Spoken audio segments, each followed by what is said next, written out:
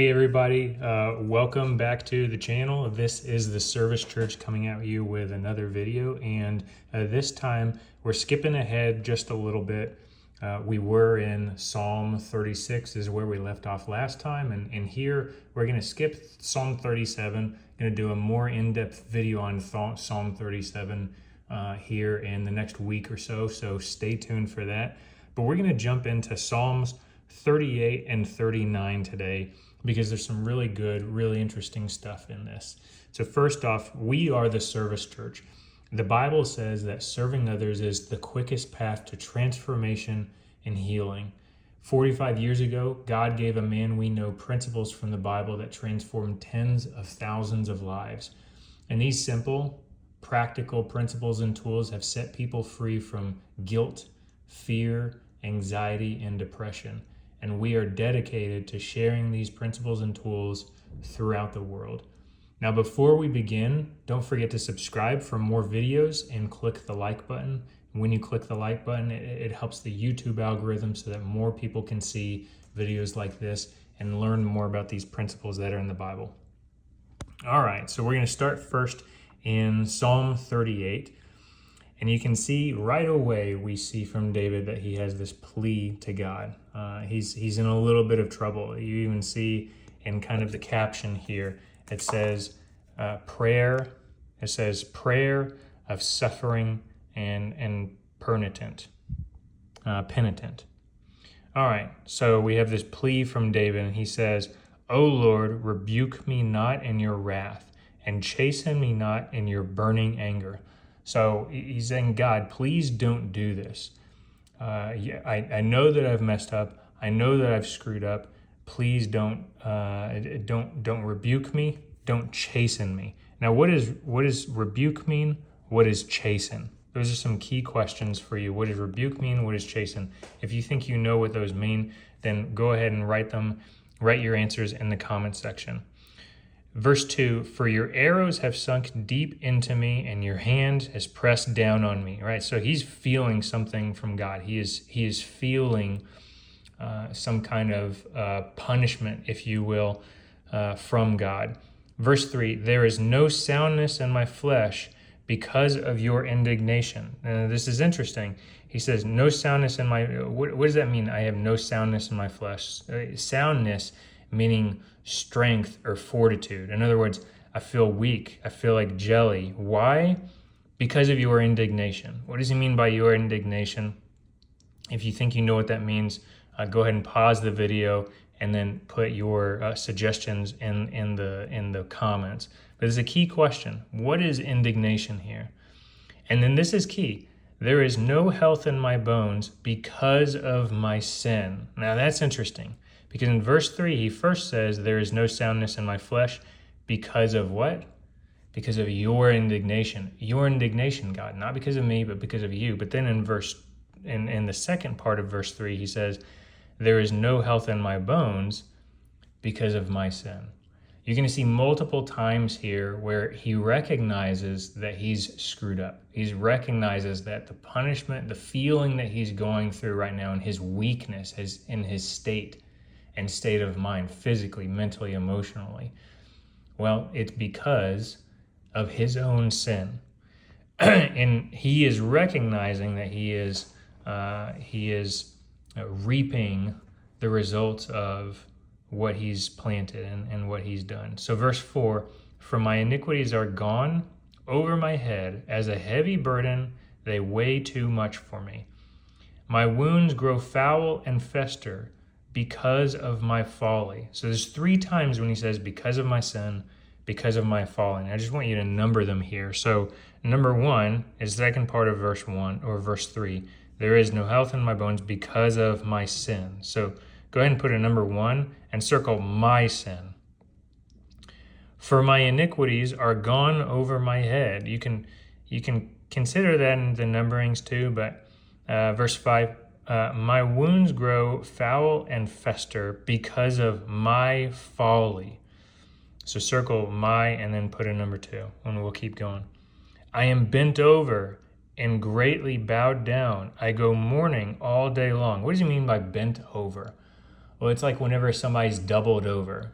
So have any of you ever been in basketball practice or practicing a sport, and you're doing circuits? Whenever I played basketball, we did these things called circuits, and it was meant to build our conditioning, but it was exhausting to the point where after a few minutes of doing it, I would be doubled over, bent over at the waist, trying to catch my breath. Well, that's the same kind of thing that he's saying here. I'm bent over, I'm doubled over, and greatly bowed down. So David's really distressed right here. Verse 7, sorry. For my loins are filled with burning, and there is no soundness in my flesh. I am benumbed and badly crushed. I groan because of the agitation of my heart. Lord, all my desire is before you, and my sighing is not hidden from you. In other words, God, you know what's in my heart. You know what I need. You know what I desire. I'm not hiding anything from you. I can't hide anything from you. He's saying, God, you know what I need. But please deliver it. And then verse 10, my heart throbs. My strength fails me. All right, let's continue on. And the light of my eyes, even that has gone from me. So again, he's in great, great distress. Verse 11, my loved ones and my friends stand aloof from my plagues. So everybody seems to be completely aloof, completely unaware of what I need and what's going on. And my kinsmen stand afar off, so nobody wants to touch me. Nobody wants to be near me. Verse 12, those who seek my life lay snares for me, and those who seek to injure me have threatened destruction, and they devise treachery all day long. I just want you to see here, he's making a shift. At first he talks about my friends, my kinsmen, my family. They're aloof, they're not aware, they're not paying attention to me. They want to stand far off from me. But then he starts talking about my enemies, people who seek my life, right? So that's the subject of this. There are people who want to injure me, who want to seek my life. They want to kill me, in other words. Now, how does he respond? This is really key. How does he respond to those people who want to kill him? Verse 13, but I, like a deaf man, do not hear.